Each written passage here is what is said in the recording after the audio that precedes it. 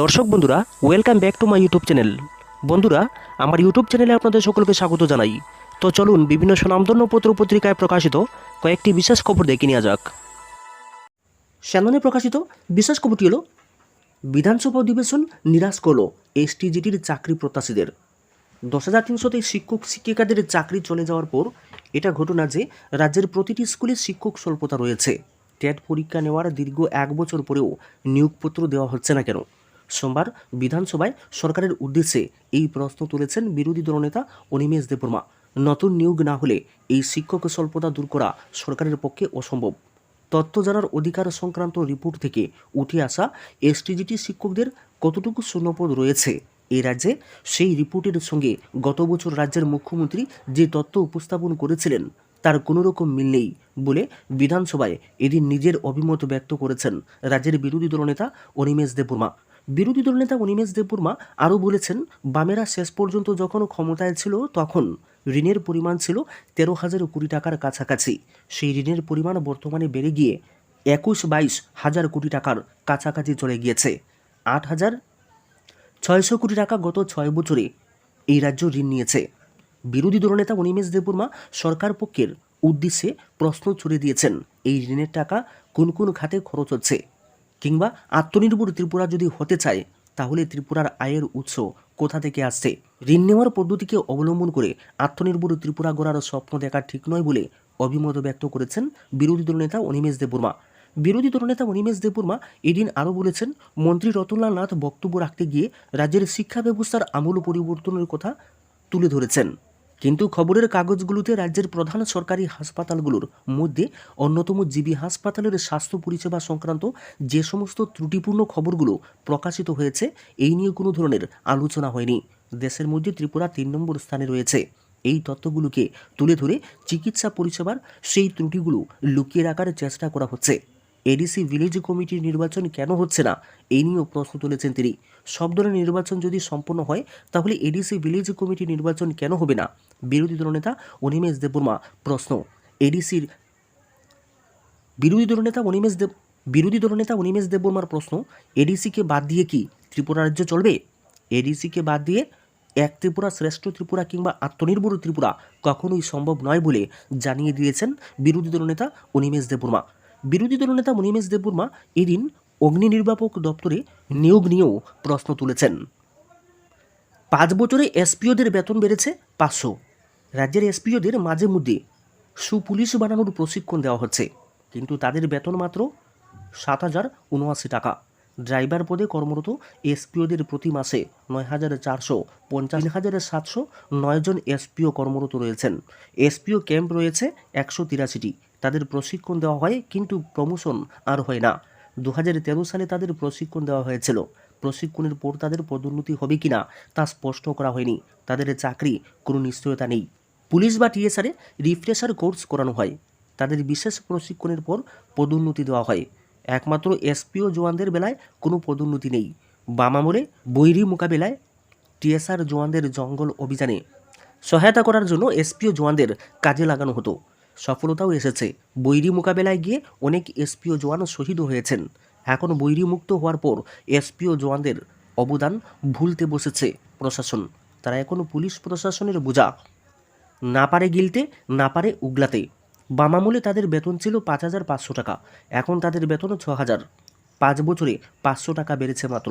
এরপর বেতন বেড়ে হয়েছে 7,079 টাকা।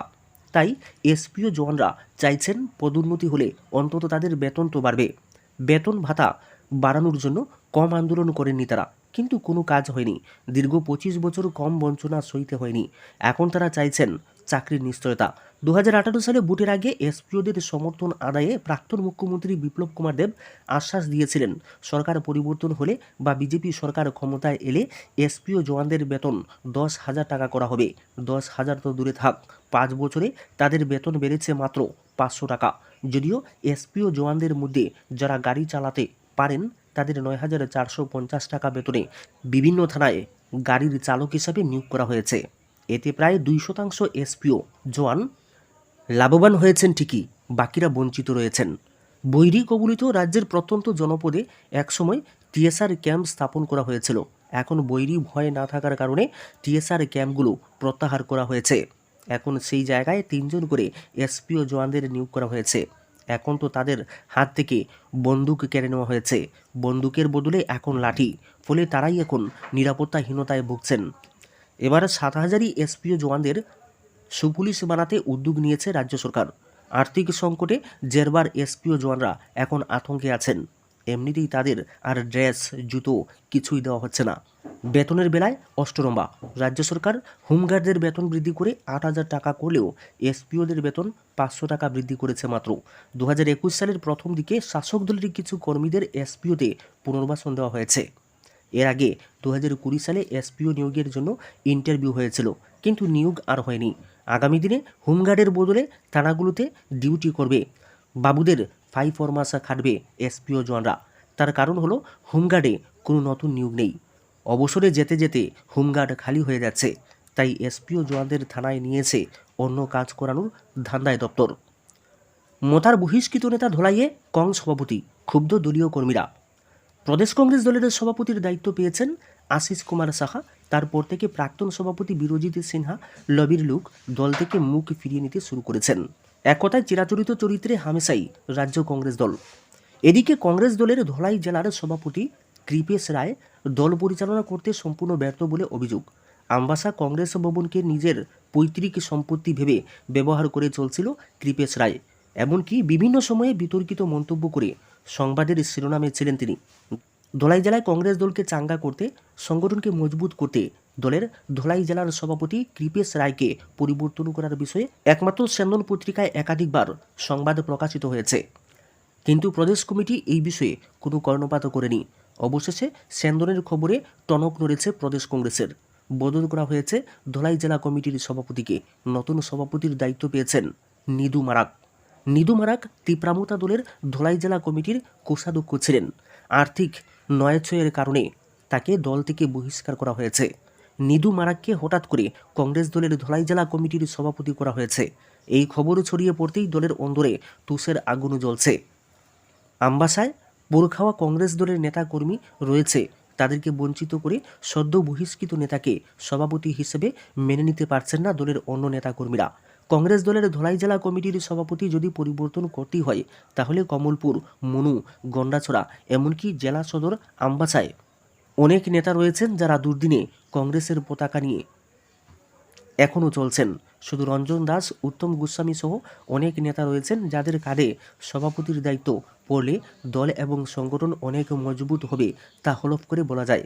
সূত্রের খবর, নিদু মারাকের নেতৃত্বে ধলাই জেলার কংগ্রেস নেতাকর্মীরা দলের হয়ে কাজ করতে নারাজ।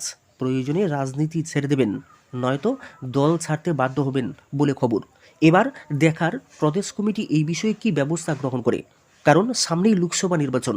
কংগ্রেস দল অন্য দলের সাথে জুটে যাক বা এককভাবে নির্বাচনে অংশ নেয়, রাজ্যের বিভিন্ন জেলায় নব্য সভাপতিকে ঘিরে দলের ভিতরে যে গৃহযুদ্ধ শুরু হয়েছে তা লোকসভা নির্বাচনে প্রভাব পড়বে বলে মনে করছেন রাজনৈতিক বিশ্লেষকরা।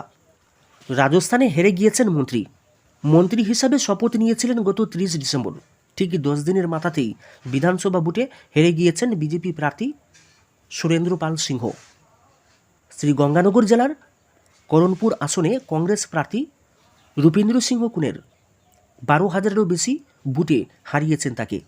রাজস্থানের 200টি বিধানসভা আসনের মধ্যে গত নভেম্বরে 199টিতে ভোট গ্রহণ হয়েছিল। কংগ্রেস প্রার্থী তথা বিদায়ী বিধায়ক গুরমিত সিংহ কুনেরের মৃত্যুর কারণে করণপুরে ভোট স্থগিত রাখা হয়েছে। কংগ্রেস সেখানে গুরমিতের পুত্র রূপেন্দ্রকে প্রার্থী করেছিল। 2013 সালে ওই আসনে সুরেন্দ্র জিতেছিলেন, কিন্তু 2018-তে তিনি গুরমিতের কাছে হেরে গিয়েছেন। করণপুরে জয়ের ফলে রাজস্থান বিধানসভায় কংগ্রেসের বিধায়কের সংখ্যা বেড়ে দাঁড়ালো 70।